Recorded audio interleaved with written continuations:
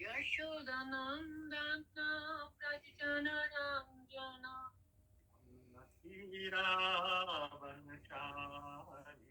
Yamuna Tira Vanachari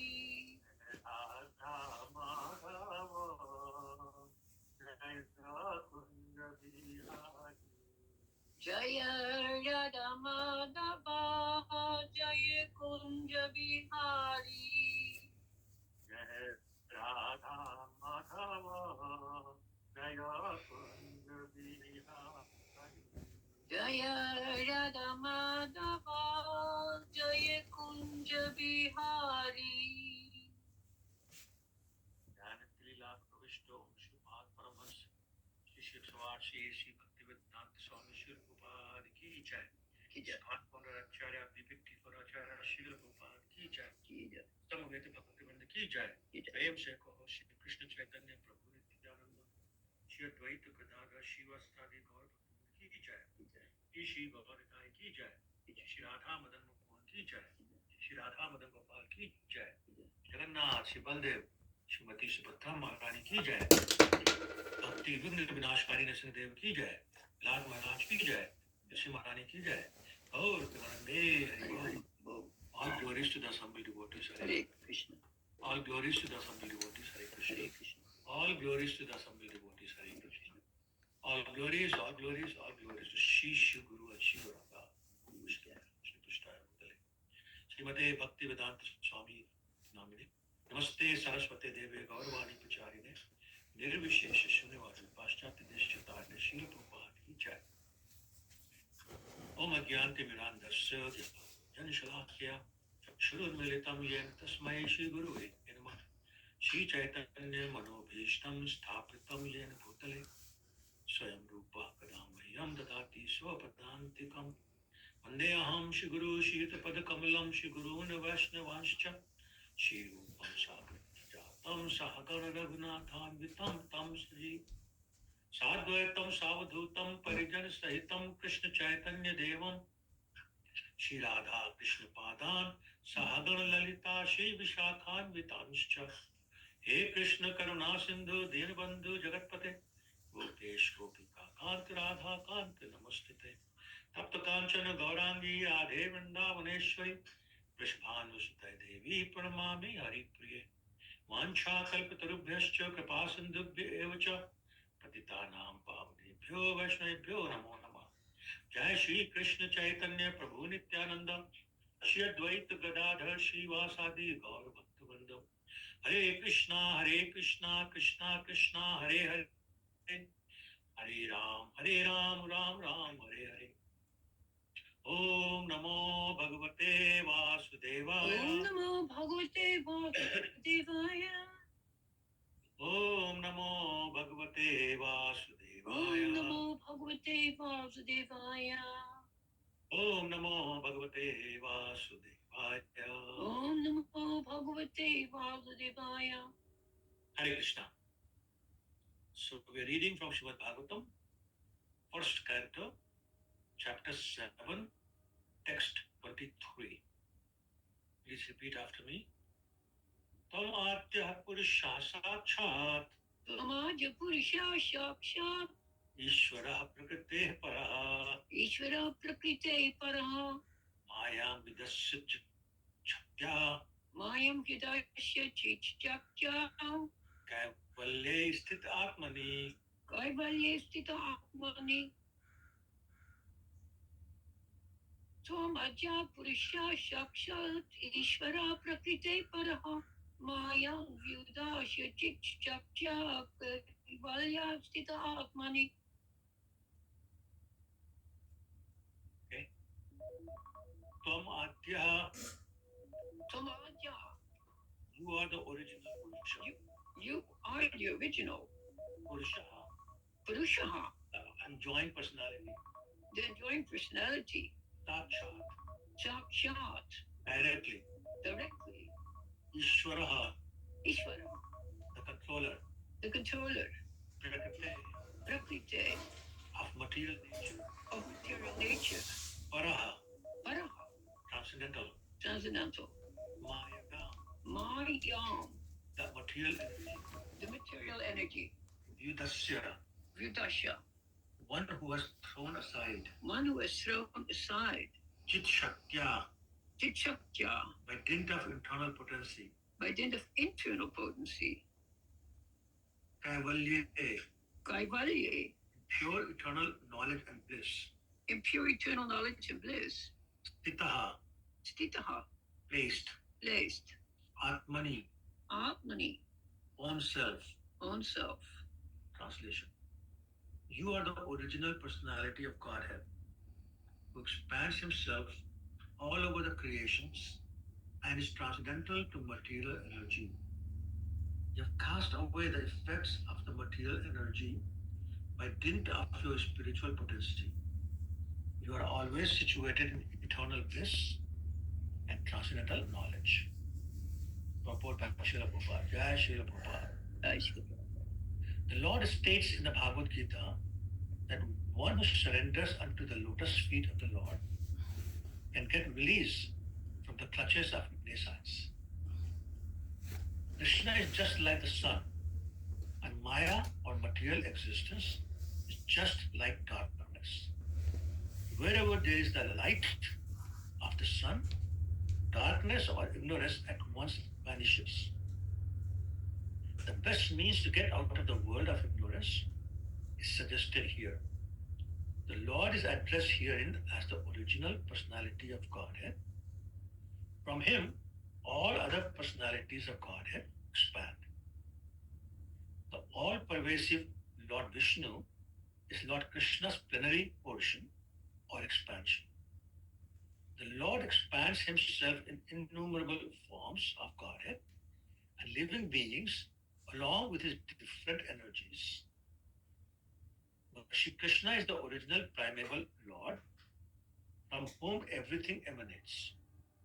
The all-pervasive feature of the Lord experienced within the manifested world is also a partial representation of the Lord. Paramatma, therefore, is included within him. He is the absolute personality of Godhead. He has nothing to do with the actions and reactions of the material manifestation because he is far above the material creation. Darkness is a perverse representation of the sun, and therefore the existence of darkness depends on the existence of the sun. But in the sun proper, there is no trace of darkness. As the sun is full of light only, similarly, the absolute personality of Godhead, beyond the material existence, is full of bliss. He is not only full of bliss, but also full of transcendental variegatedness. Transcendence is not at all static, but full of dynamic variegatedness. He is distinct from the material nature, which is complicated by the three modes of material nature. He is Parama, or the chief. Therefore, he is absolute. He has manifold energies, and through his diverse energies, he creates, manifests, maintains, and destroys the material world. In his own abode, however, everything is eternal and absolute. The world is not conducted by the energies or powerful agents by themselves, but by the potent, all-powerful with all energies. Translation one more time, please repeat after me. You are the original personality of Godhead. You are the original personality of Godhead. Who expands himself. Who expands himself.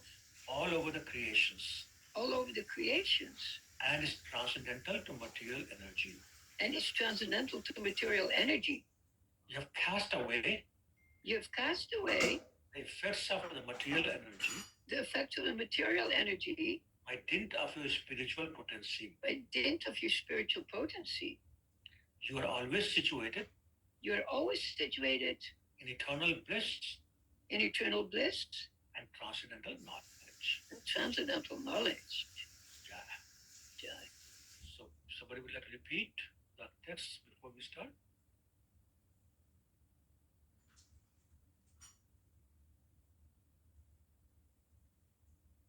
I can do it one more time. Okay, it's up to you. Yeah. Good. If there's no one, Tvamadya Purisha Shakshat Ishvara Prakrite Paraha Maya Vyudasya Chichakja Kaivalyi Stita Atmani.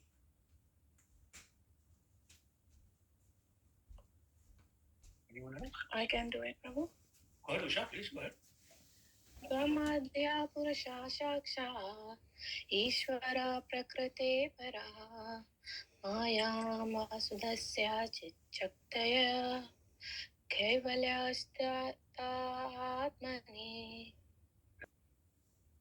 So let me give you the context of this verse before we start. So we know during the battle of Kurukshetra, we all started with following the rules and regulations. And soon things broke down in that the rules and regulations were thrown away on both sides. And while people didn't so much mind being killed or their relatives or friends killed in the battle, because that was expected, but when they saw some rules being broken and people killed as a result of that, was a lot of anger. We all know when Abhimanyu, the son of Arjun, was killed, he was killed by 7 warriors, which is totally against the rule of supposing one on one. And obviously, not just because of the loss of his son, just in the manner he lost him, Arjun was very angry. And he had sworn to kill Jayadratha. We'll come back to that story in a minute. But some things had happened on Pandava's side also. So, for example, there was this rumor spread that Dronacharya's son, Ashwatthama, had been killed, knowing that if Dronacharya hears that, he will stop fighting because there was no other way to defeat him. That's exactly what happened when when Dronacharya heard that Ashwatthama had been killed. He sat down, he dropped his weapon, sat down in the Samadhi pose, and Dhristadyumna killed him as he was in Samadhi. So obviously Ashwatthama had reacted great degree of anger. Also, when his best friend, excuse me, Duryodhana was fighting Bhima, then Ashwatthama felt that there were some unfair practices used, like hitting him below the waist, which had resulted in Duryodhana's loss and basically breaking his backbone. He felt very much anger. So he was literally burning with anger, at least about these two things. And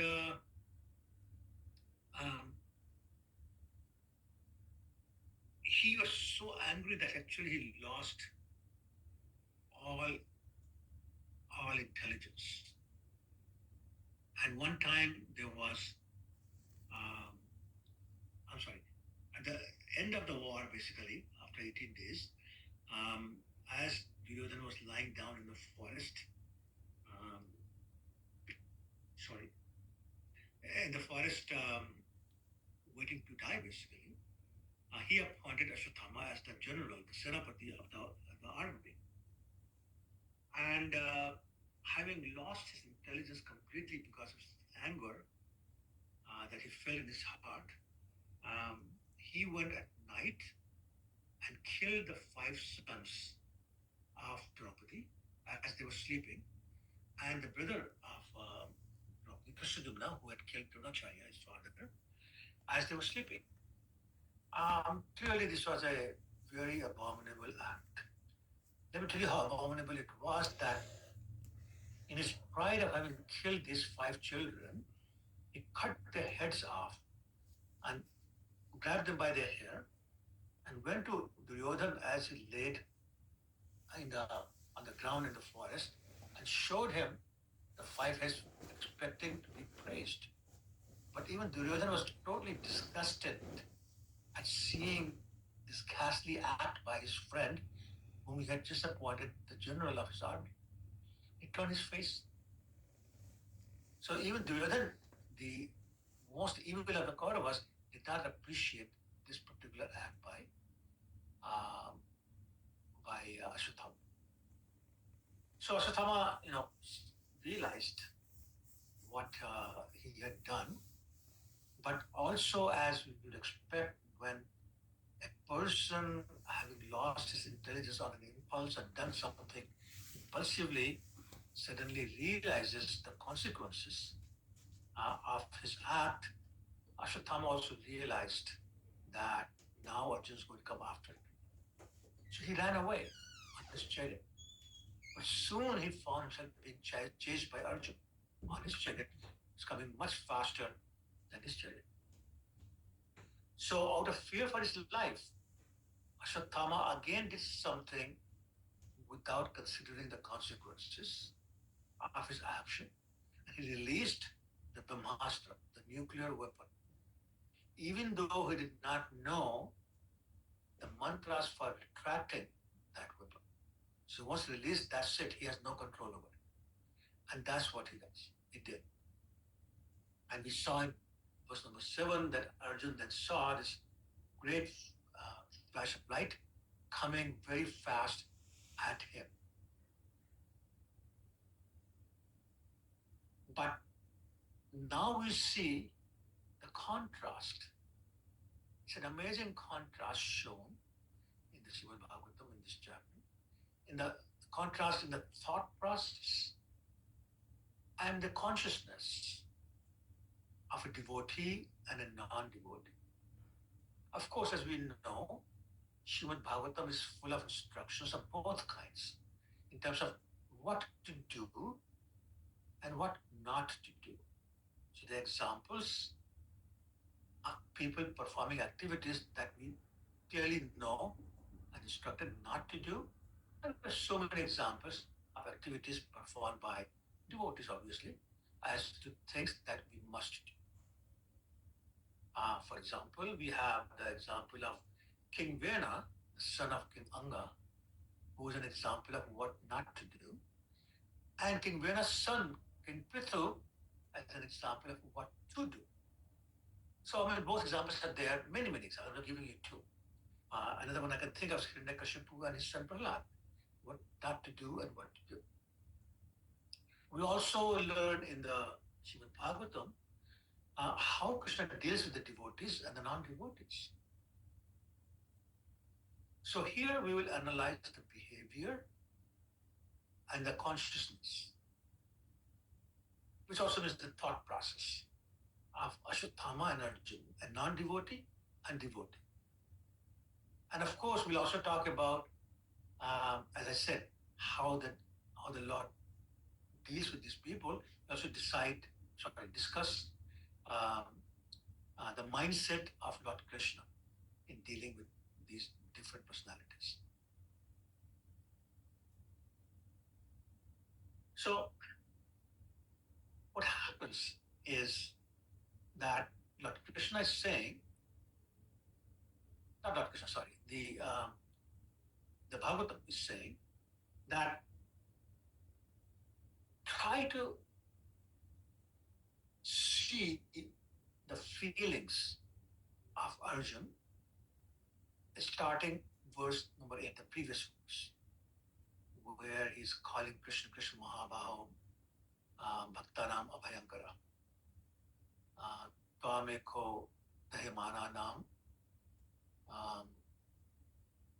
Apavargosi Samsate. He's saying basically, oh Krishna, you're the Almighty One. You're the only one who can relieve the miseries of people suffering in the material world. So basically, Arjun has not forgotten his duty, his etiquette, and even when he's going to ask Krishna for something, he first offers a prayer of praise. So he's appreciating the qualities of Krishna before um, he asks. And, and you may say, well, what's the big deal about it? But look at the look at what has just happened to Arjun. Ashwatthama has killed his son and his four stepsons. He's just killed his brother-in-law. So imagine the anger. But Arjun is not expressing his anger. He's seeking justice by chasing him with the thought process of killing him. He's performing his duty as a Kshatriya, which means a killer must be killed, and a husband, which is consoling the wife who's just lost five of her children. So first he promises Draupadi, his wife, that he will arrest this Dvijabandhu, which means somebody who's born in the family of a Brahmin but has no qualities of Brahmin, which is Ashwatthama obviously, and saying, because you are the one who's more wronged, he will have the opportunity to decide what to do with the fate of the killer, Ashwatthama. And then this Kshatriya thing starts to change Arjun, Ashwatthama. And as I said, Ashwatthama now realizes many big mistakes, he's running for his life, but there's Arjun chasing him. So here, just going back to Ashwatthama's actions, there's a lesson on what happens when one acts whimsically according to their modes of material nature and out of envy, anger, and pride, etc. And what happens? Basically, one loses their intelligence and then behaves or acts without considering the results of their activities. And almost always eventually regrets. And that's what's happening with Ashwatthama. And that is why we read and we hear all the time why good sadhana, good devotional service is so important. Because that sadhana, that devotional service strengthens our intelligence, which allows us um, to resist the attacks of the modes of material nature and stops anger, envy, pride, etc., from taking over our intelligence. So we don't lose the ability to discriminate, to know what is to be done or not to be done, and also consider the consequences of our action. It makes us realize that one abominable act can ruin our material and spiritual life. It reminds us that the human life is meant to discriminate by use of our intelligence and to act with consideration of the consequences. So Ashwatthama, the non-devotee, was acting in anger at the death of his father and the defeat of his side. But now, as a consequence of his actions, he was fleeing for his life. And when he realized he could not escape, he made another bad decision without considering the consequences and invoked that Brahmastra that we just mentioned. It's the most powerful nuclear weapon, stronger than anything ever created by a man or in the material world. On the contrary, Arjun was bewildered too, but in a different way. He was unsure what to do on the material platform, killing, not killing, whatever, but he knew exactly what to do on the spiritual platform. And what's that? He knew that in the time of uncertainty, when one is not sure about what their duty is, they should do, and interestingly, what he'd already done once at the beginning of the battle, and we all know what I'm referring to. I'm referring to Bhagavad Gita, chapter 2, text 7, where he says to Krishna, Karpana dosho aprat subhava, chami tuam dharma sammoda cheta. Yat shaya shan nishitam bruhitan me, shishaste aham, shadimam tuam prapan. He says, I am dharma sammuda. I don't know what my duty is. But rather than make the wrong guess, or make a wrong guess, or do something whimsically without considering the consequences, let me do the right thing, which is come to you. First of all, admit I don't know what to do. Second, surrender to you. Third, beg you to instruct me on what is the right thing to do. This is asking the right person, the right personality, the right time before you do something stupid, something you would regret.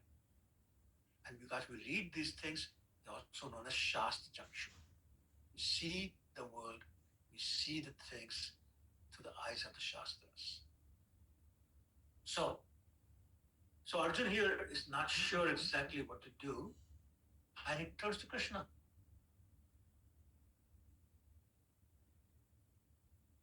And asks for advice. But as I said before, please, I want to remind you, he did not just jump to his request for guidance, which is what most of us would do if we were devotees and our intelligence guides us to do that.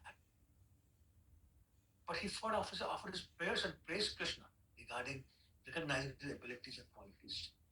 But interestingly, this is a great thing I like about these devotees that we read about in Srimad Bhagavatam and also in Bhagavad Gita. You will remember in Bhagavad Gita, Krishna is called by different names in different places in Bhagavad Gita by Arjuna. But every time it's called a name, it's something to do with the context of that particular verse. So you hear things like Madhusudana, Keshava in the context. Similarly, Krishna calls Arjuna by different names, Dhananjaya, Parantapa, Konteya, depending on the context. So here also the context is that Arjun is looking for assistance. He's going to be in a fight, but now he's looking at something that he doesn't understand. It's the light, he doesn't know how to fight. He turns to Krishna, and the first thing he does is, Krishna, Krishna Mahabahu. You are the Almighty. Therefore, you can help me fight what I don't understand is coming at me. Right? Otherwise, the unlimited qualities of Krishna, and in describing those non-relevant to the situation qualities, one can become sidetracked and then become bewildered as to when to stop praising him because there's no end to the qualities that you can praise. And therefore, to know what to mention is a great art. And of course, Arjuna has mastered that. So because he's confused and feeling some fear from that bright light I mentioned, first thing mentioned is that Krishna is Almighty. Second thing he mentions is he gives fearlessness to his devotees. Abhayankara. This is verse 8 again. He's saying, Krishna, you are the giver of fearlessness to your devotees. And Krishna said that. You go back to Bhagavad Gita again, chapter 18, text 66. Krishna says, Sarthaman Paititya, Mam ekam sharanam aham tvam sarvapapibhyo ma shucha. Ma shucha. Ma shucha means, don't worry. I'll save you. I'll protect you. He's giving assurance. But only on the condition that only surrender to me. Similarly, Krishna Arjuna is saying, Tom ekam dahimanan. Only you are able to protect those people who are burning in the forest fire of this material. So again, forest fire coming at him. He's afraid. So mentioning those two qualities. I just thought that was such a smart thing to do and to learn. Don't lose the focus of what everyone.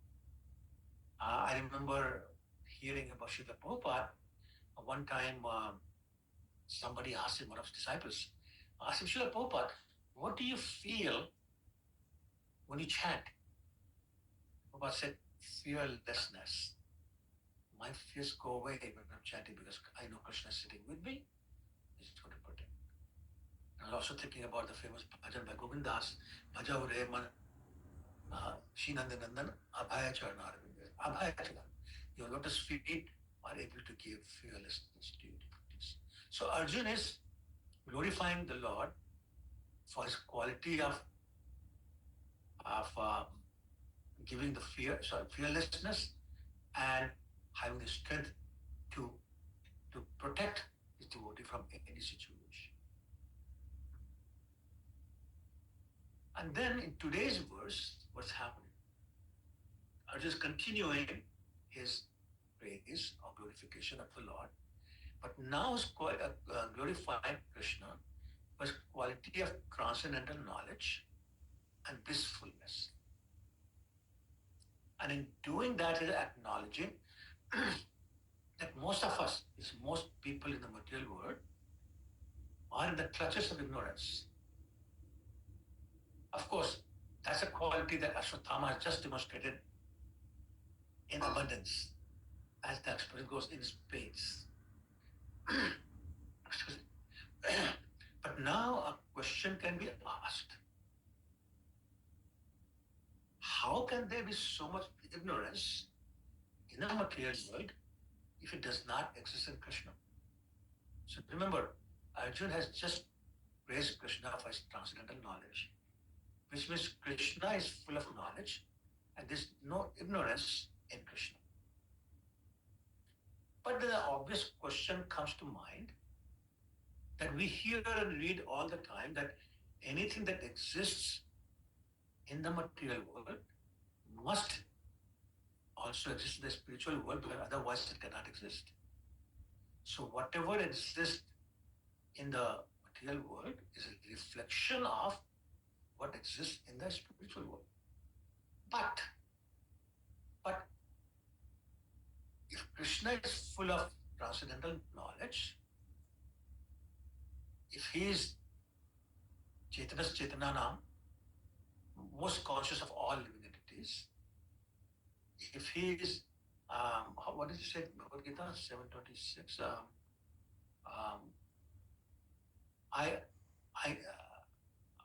know the past, I know the present, and I know the future.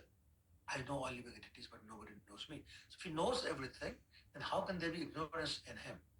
And if there's no ignorance in him, how can ignorance be there in the material world? So in the purport, actually, Srila Prabhupada is answering that question by giving the example of a sun.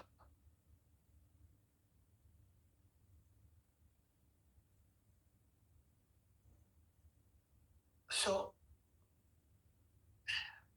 let me see. Yes, is this correct that ignorance does not exist in Krishna? But remember also what Lord Brahma said in Brahma Samhita, the very first verse of the 5th chapter. He says, Ishvara Parama Krishna Satchidananda Vigraha Anadi Adi Govindam Sarva Karana Karana. Krishna is Sarva Karana Karana, which means is the cause of all causes. So therefore, he can cause ignorance, even though he doesn't have ignorance. Well, that's still confusing. So now Prabhupada says, listen, see the example of the sun. That was the purport we read. He says, without the sun, there will be no shadow or darkness. Right? The concept of darkness is the absence of light. But darkness has no existence otherwise. So darkness means the absence of light. So therefore, sun is the source of all lights. So without the sun, there will be no darkness or the shadow. But at the same time, there's no darkness in the sun. If you go to the sun planet, there's no darkness there. Similarly, when we look toward the sun, we see no darkness. But when we turn away from the sun, we see a shadow, darkness. So similarly, Krishna, who is compared with the sun, is a cause of shadow or ignorance.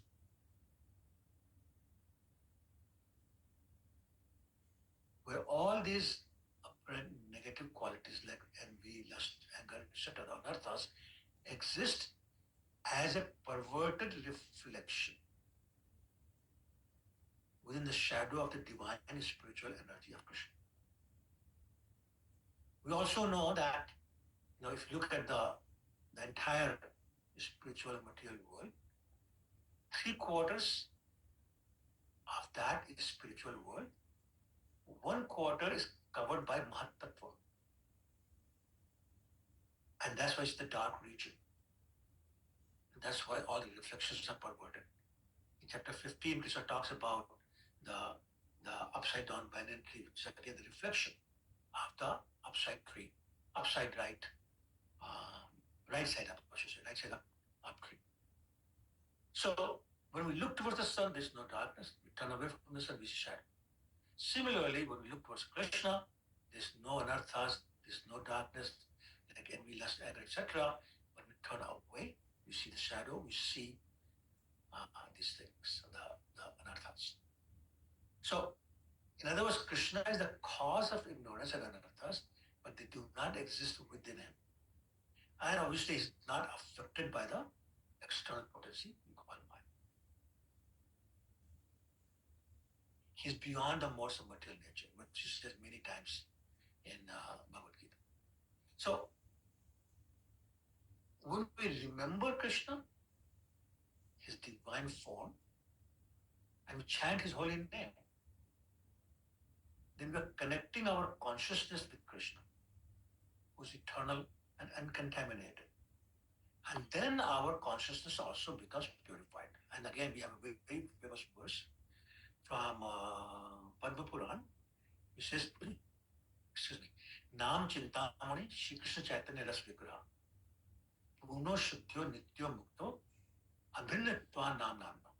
That just like the Lord, the holy name of the Lord is also purifying, eternal, complete, and completely liberated.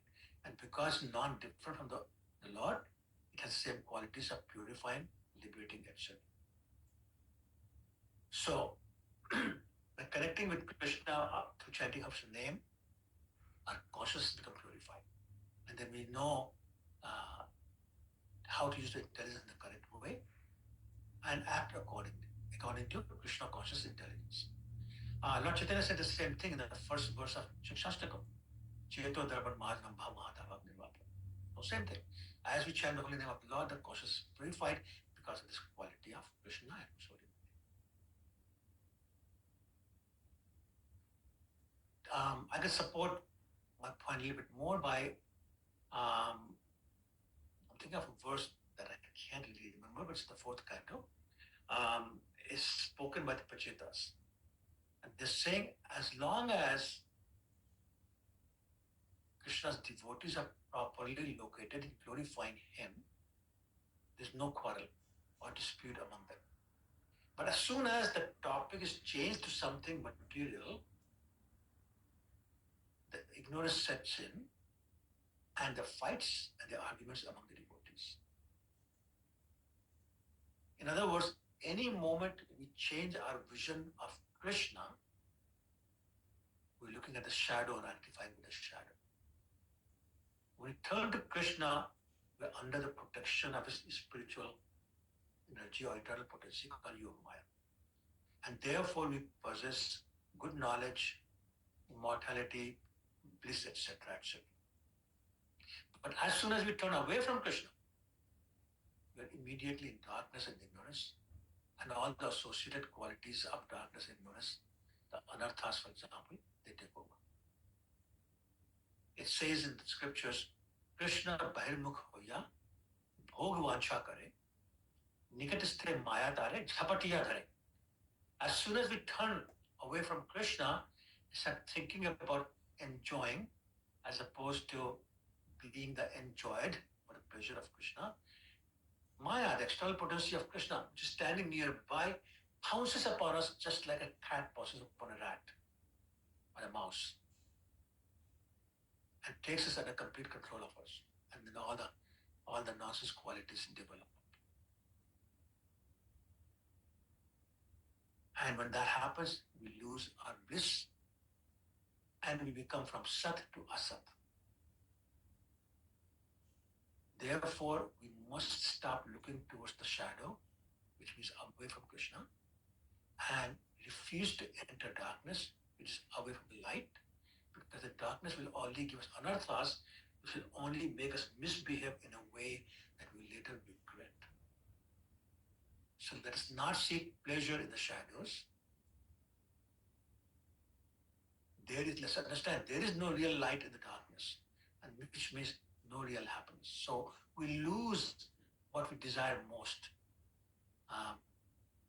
What does it say? Anandamaya Abhyasa. Our nature is to be blissful, but we lose our opportunity to be blissful. Now we are acting against our nature, which makes it even worse.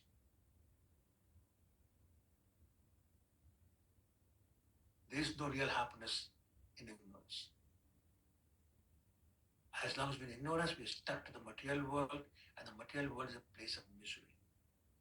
And in the material world, even the pleasure we can get is a source of misery, as Krishna points out in Bhagavad Gita 5:22, where he says, Yehi sansparsha bhoga dukh yoniya evte adi antavanta kaunteya natesharamte buddha. All the sources of material happiness are actually mothers of miseries. And that is why the intelligent people don't even bother with material happiness. It's not for them. Only those who are in delusion think they're happy in the material world. And when that is the case, they do not internalize any spiritual message because they're convinced. They're convinced that they're enjoying this material world and that the material world is a place of real pleasure. You probably know the story. One time, Srila Prabhupada was giving a class on the qualities of the spiritual world. And at the end of it, he said, Jitkatvara Nivartate. Once you go there, you don't come back, and that's why it's eternal bliss. And then he asked the audience, so who wants to go to the spiritual world? Everybody but one person raised their hand. So Prabhupada asked him, how come we don't want to go to the spiritual world? And the man said, I wanted to raise my hand until you said you don't come back. That's not acceptable to me because I know how good a place I am in.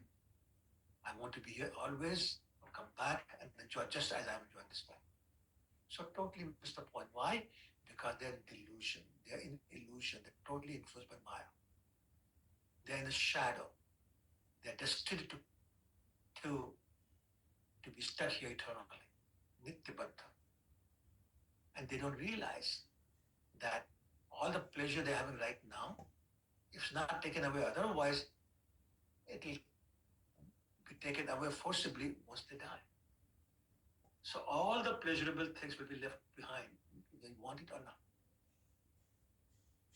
So therefore, the intelligent person always wants to turn their vision to Krishna. And also realizes that Krishna consciousness is not for 2 hour a day thing. It's apratihata, means incessant, means non-stop, all the time, 24/7. Moment after moment, we do Krishna consciousness. There's no end to it. We surrender our consciousness to Krishna. And we remember him and please him, or at least endeavor to please him all the time, every moment of life. And also, please understand, the only moment we have any control over is the present. We have no control over the past, no control over the future. So let's be in the present and let's use the present moment in the service of Krishna. So we're always looking at him. Procrastination doesn't work. It's a future, we don't know. Prahlad Maharaj said, Kaumaram achvet pragyo, dharman bhagavataniya. Even if you're 5 years old, start. Start now and don't stop. You don't know when the opportunity to serve Krishna will be taken away.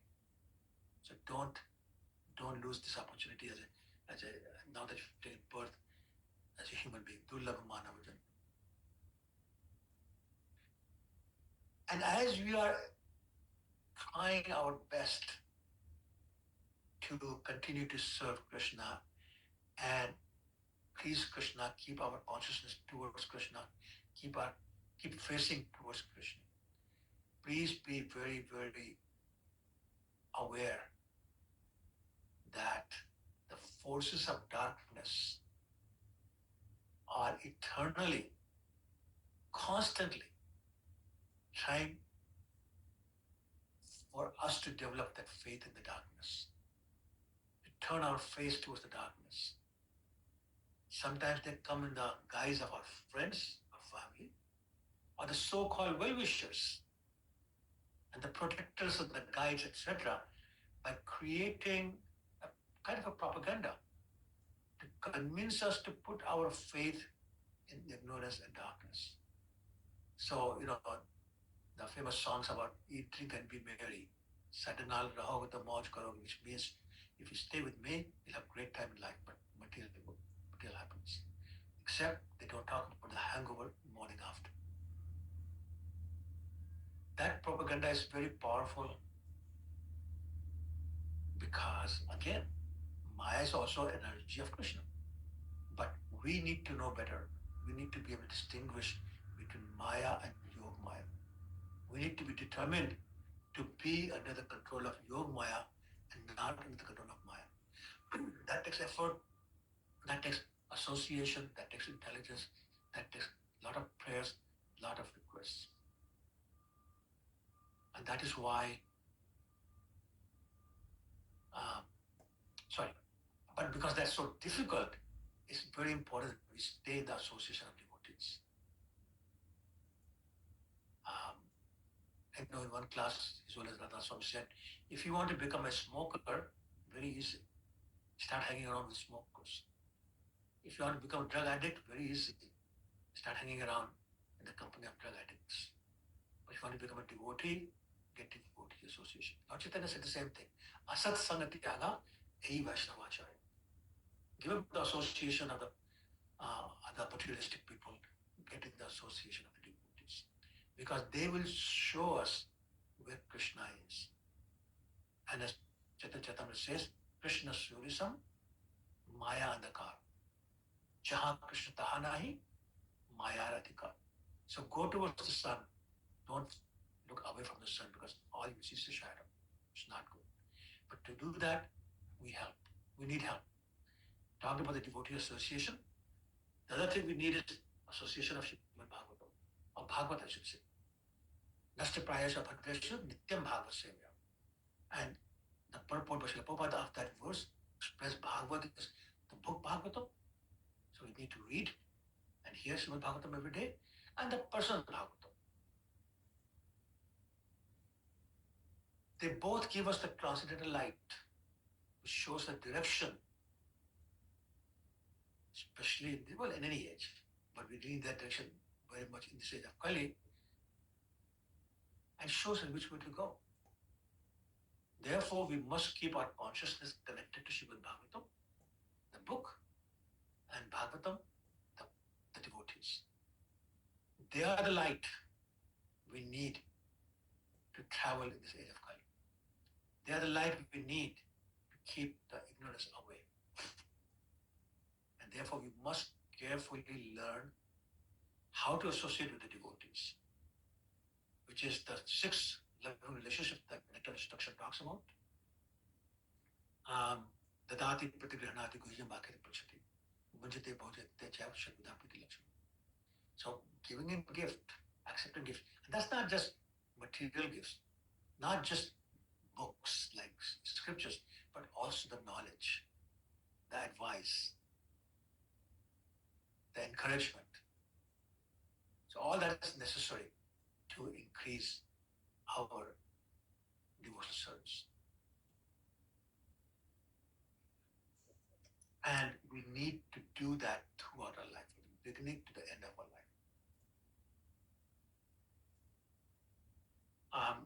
In the purport, Srila Prabhupada also talks about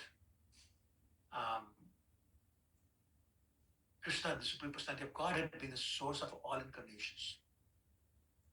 Also says that it is by his energy that the material world works. And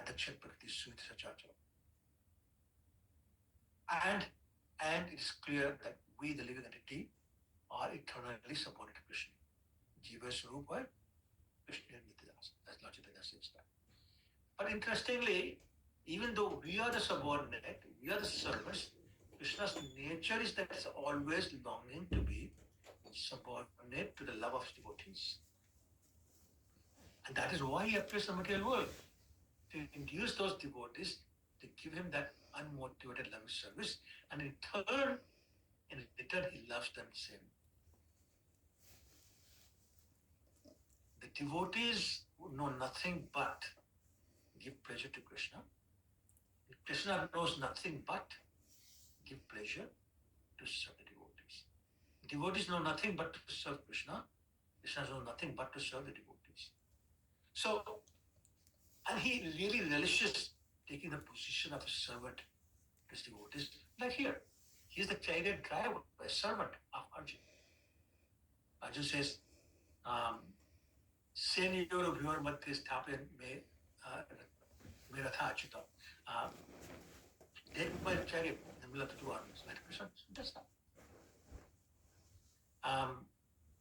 When Arjuna was trying to find Jayadratha before sunset because he taken the vow, Krishna was driving his chariot so fast to make sure Jayadratha is found that his horses got tired and he got off.